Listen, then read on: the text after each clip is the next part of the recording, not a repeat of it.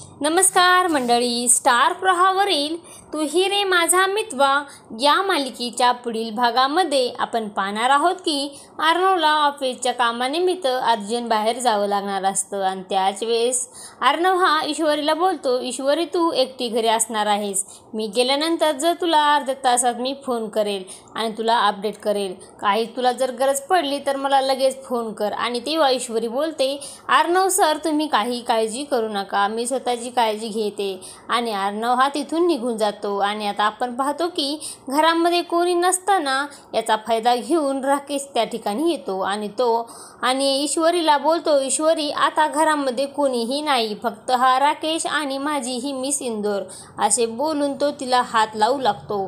आणि तेव्हा तो हात लावणार कोणीतरी त्याचा पकडतो आणि तो पाठीमागं वळून पाहतो तर ईश्वरी पाठीमागे पाहते तर त्या ठिकाणी अर्णव आलेला असतो. आणि अर्णवला पाहिल्यानंतर ईश्वरी आनंदित होते आणि बोलते, अर्णव सर तुम्ही. आणि अर्णव हा राकेशला धक्का मारून खाली पाडतो आणि ईश्वरी त्याला मिठी मारत असते. आणि तेव्हा राकेशला त्याच्यावर हल्ला करणार त्याच वेळेस अर्णव हा त्याचा गळा पकडतो आणि तो बोलतो, ही माझी बायको आहे आणि माझ्या बायकोच्या डोळ्यामध्ये जर पुन्हा तुझ्यामुळे अश्रू आले तर बघ, हा पकडलेला गळा तुझा श्वास बंदेपर्यंत सोडणार नाही.